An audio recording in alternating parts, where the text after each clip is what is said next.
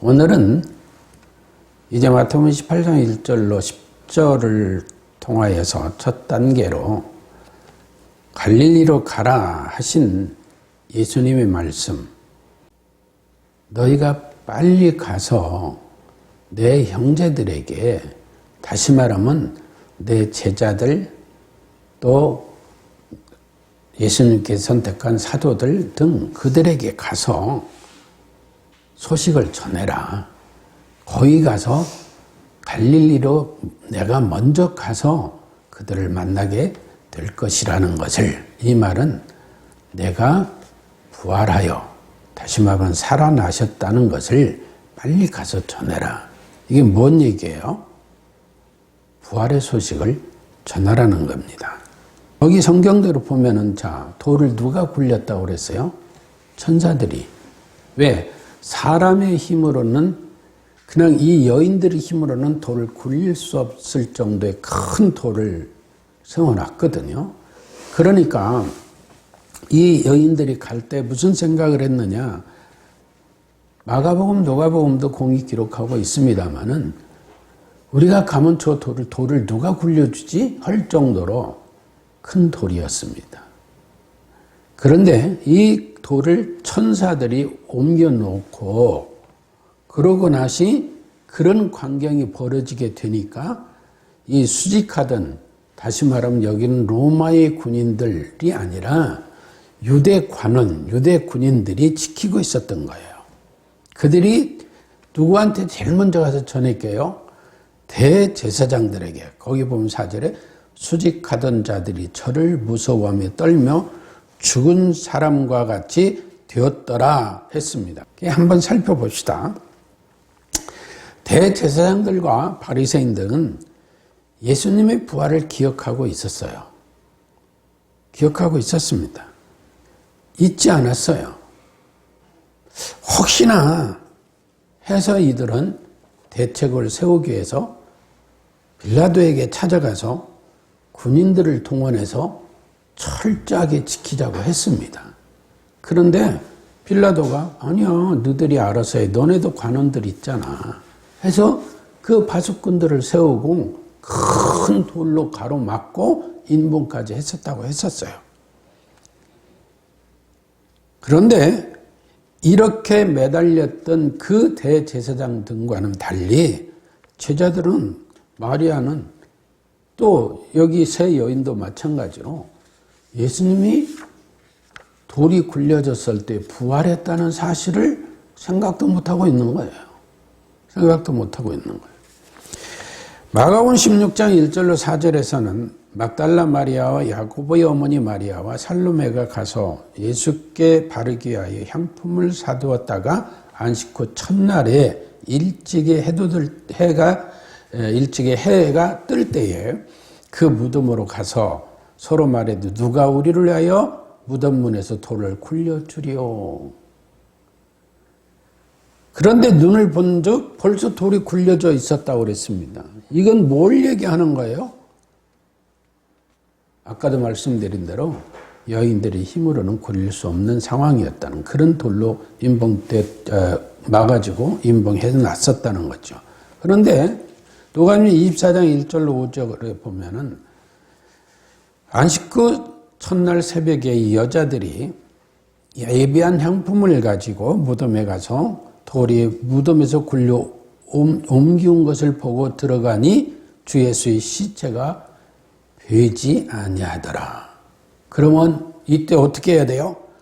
아, 예수님의 말씀대로 예수님이 부활하신 거 아니야 하고 기뻐하면서 흥분의 도가니가 되어져야 될 텐데, 뭐라고요? 이를 인하여 근심할 때에. 왜 근심해요? 시신이 없어졌으니까. 그런가 하면 마가복음 16장 9절로 11절에서는 예수께서 안식 후 첫날 이른 아침에 살아나신 후 전에 7 귀신, 악령을 쫓아내어 주신 막달라 마리아에게 먼저 보이시니, 마리아가 가서 예수와 함께 하던 사람들이 슬퍼하며 울고 있는 중에 이를 고하였다. 그들은 예수의 살으셨다는 것과 마리아에게 보이셨다는 것을 듣고도 믿지 아니하니라. 그러니까 예수님 다니며 예수님의 가르침을 받던 사도들, 제자들, 이들은 정작 이때까지도 예수님의 부활하심에 대한 건성으로 듣고 믿지 아니하였다 이 말이에요. 그런데 모든 과정과 예수님이 오셔서 이루신 일과 구약의 선지자들이 예언을 잘 알고 있는 대제사장, 바리새인, 서기관, 유대 종교 지도자들은 혹시나 정말 부활하는 거 아니야? 그럼 등심 걱정 두려움이 있었다는 거예요. 이게 바꿔야 되는데 아니에요. 왜? 그만큼 유대 종교 지도자 등은 구약의 내용을 알고 특히 이사야 53장 등의 내용도 알고, 근데 제자들은 예수님의 가르침을 받고도 그런 것이 잘 몰랐어요. 이때만 해도 사도 바울 등장 전이니까. 그런데 우리가 요한복음 20장 11절로 18절에서 그 중에 11절로 18절 내용은 사복음 중에 요한복음에만 기록된 내용이에요. 먼저 요한복음 20장 2절에 보면은 시몬 베드로와 예수의 사랑하시던 그 제자들에게 달려가서 말하되 사람이 주를 무덤에서 가져다가 어디 두었는지 우리가 알지 못하겠다. 아니 가서 내가 이렇게 가서 갈릴리 가서 먼저 보일 것이니까 너희는 그 예수님의 천사들의 말한 대로 살으셨다는 사실을 제자들에게 전하라고 했는데, 그런데도 요한복음에서는 이들이 가가지고 예수님 시신을 어디다 두었는지 모르겠어요. 예수님이 시신이 없어졌어요. 하면서 오는 거예요.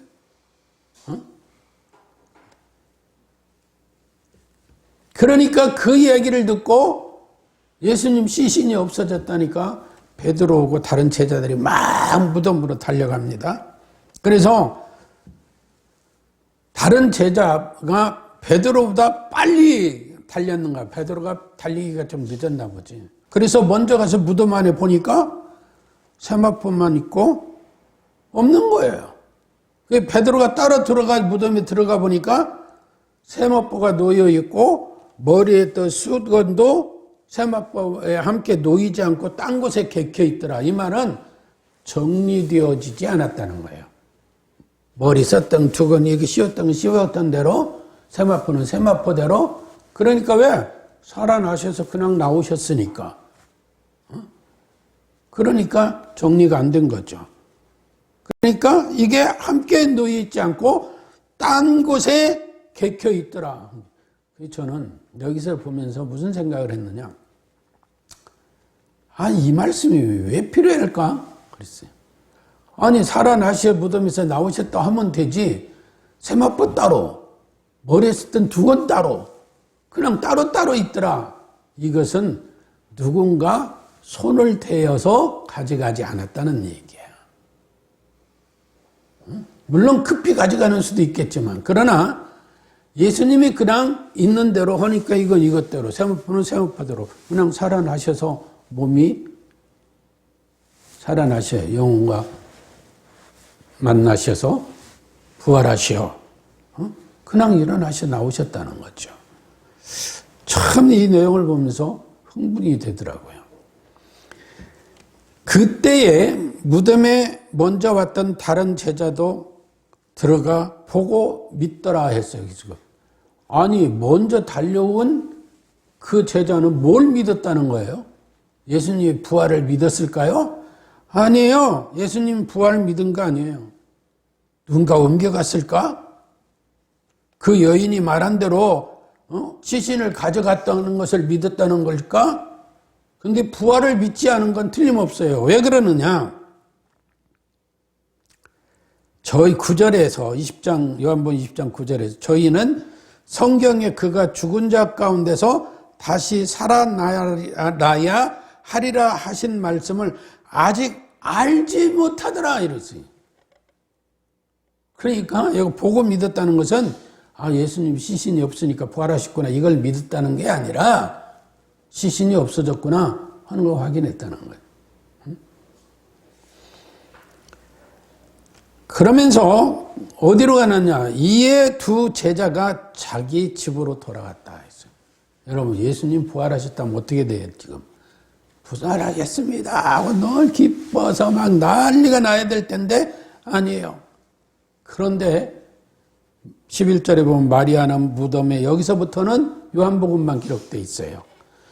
마리아는 무덤 밖에 서서 울고 있더니 울면서 굽부려 무덤 속을 들여다보니 흰옷 입은 두 천사가 예수의 시체 뒤에 누워 있던 곳에 하나는 머리편에 하나는 발판에 앉았더라. 천사들이 가로되 여자여 어찌하여 우느냐. 가로되 사람이 내 주를 가져다가 어디 두었는지 내가 알지 못함이니이다. 그러니까 이 말 알고 뒤로 돌이켜 예수 위에 서신 것을 보니 돌아보니까 예수님이 계신 거예요. 그런데도 뭐냐? 예수신 줄 알지 못하더라.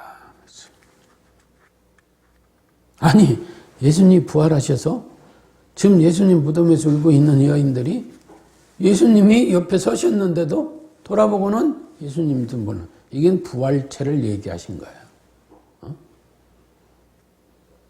왜? 부활체이지만 알아볼 수도 있는데도 뭐예요? 부활하시리라는 걸 확신치 못했다는 거죠. 그러니까 15절에 예수께서 가라사대 여자여 어찌하여 울며 누구를 찾느냐.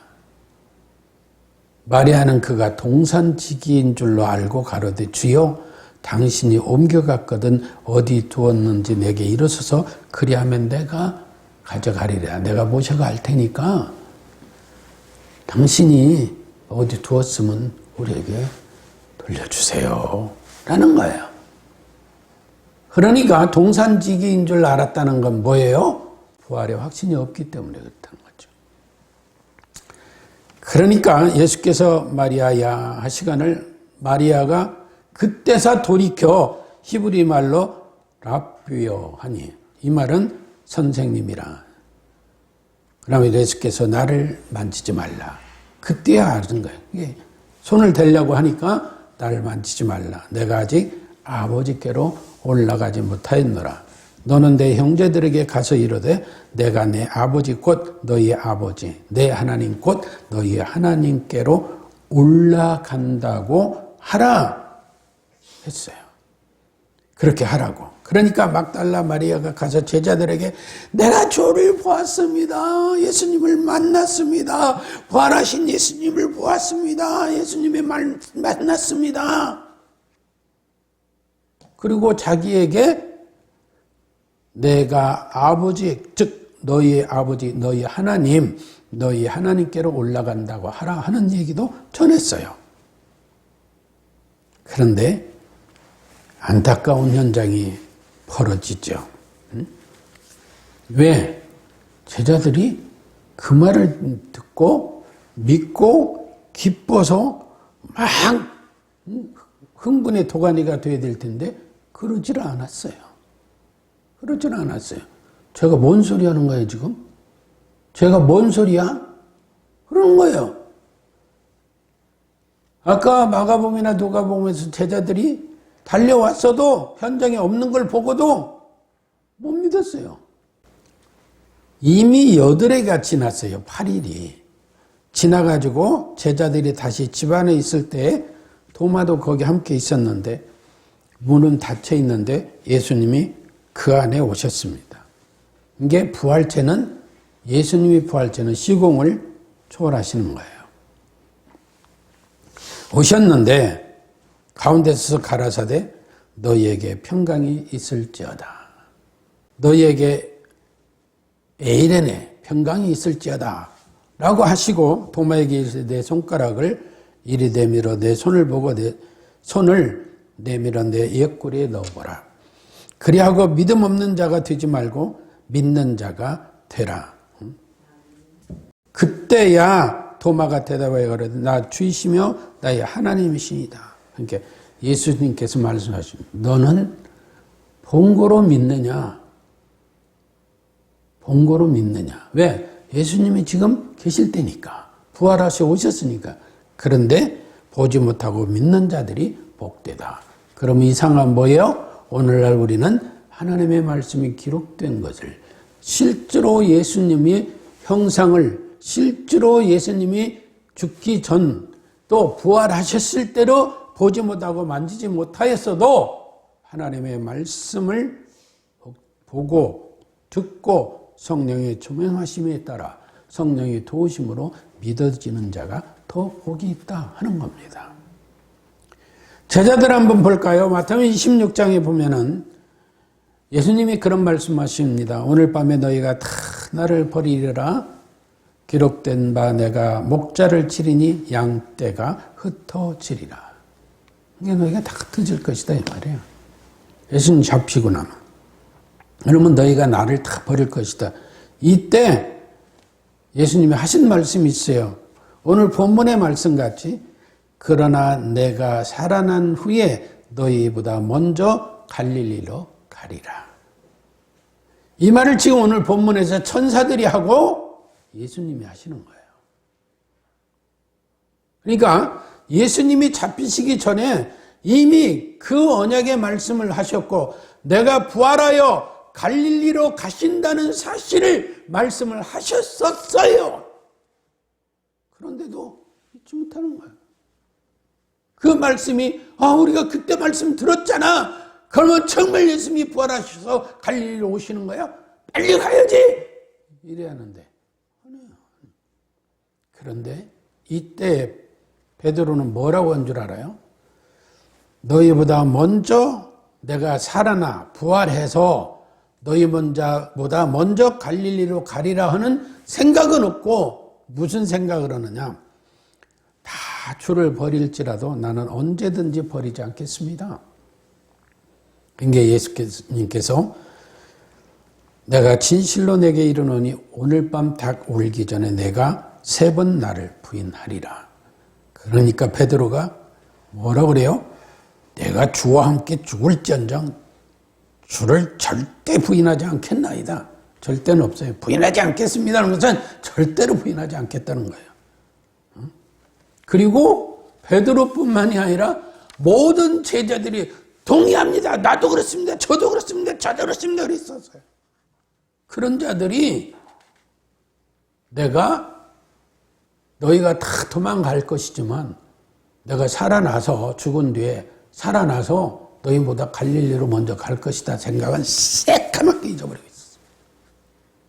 그래서 오늘 본문 마태복음 1장 28장 1절에 10절에서도 천사들이 그 얘기를 확인하고 예수님이 그 말씀을 더 확인을 시켜주는 거예요. 왜? 예수님이 부활하심의 확실성을 더 증거하고 제자들로 하여금 그 부활의 확신을 갖게 하게 해요. 그런데 도마 등 제자들은 그런데 믿지 못해요. 그런데도 예수님께서는 이런 제자들을 찾으시고 만나주셨습니다. 왜? 믿어 생명을 얻게 하려고. 이미 생명을 얻었지만 그 생명의 복을 누리게 하려고. 우리는 요한복음 20장 30절로 31절을 많이 얘기합니다. 예수께서 제자들 앞에서 이 책에 기록되지 아니한 다른 표적도 많이 행하셨으나 오직 이것을 기록하면 너희로 예수께서 하나님의 아들 그리스도이심을 믿게 하려 함이라. 또 너희로 믿고 그 이름을 힘입어 생명을 얻게 하려 함이라. 그러니까 예수님은 오직 그들의 생명을 위하여서 그들의 생명을 위하여 항상 중보하시며 변함없는 사랑을 베풀어 주셨던 거예요. 사실 어떻게 보면 요한복음 20장 30절로 31절 말씀은 요한복음만의 얘기가 아니라 사복음서의 기록 목적이기도 해요. 그리고 오늘날 살아가는 우리 그리스도인들을 향한 전체 성경의 기록 목적이기도 해요.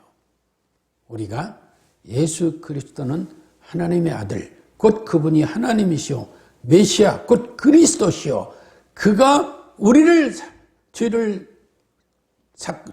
사함받게 하시려고 구속의 성취를 이루시고 부활하시오, 승천하시고 하늘에 처소를 예비하고 다시 오시는 그날까지 우리 생명의 복을 누리게 하시려고.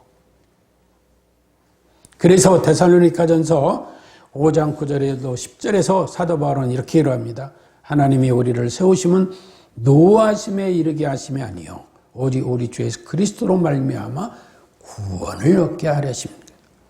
예수께서 우리를 위하여 죽으사 우리로 하여금 깨든지 자든지 자기와 함께 살게 하려 하셨느니라.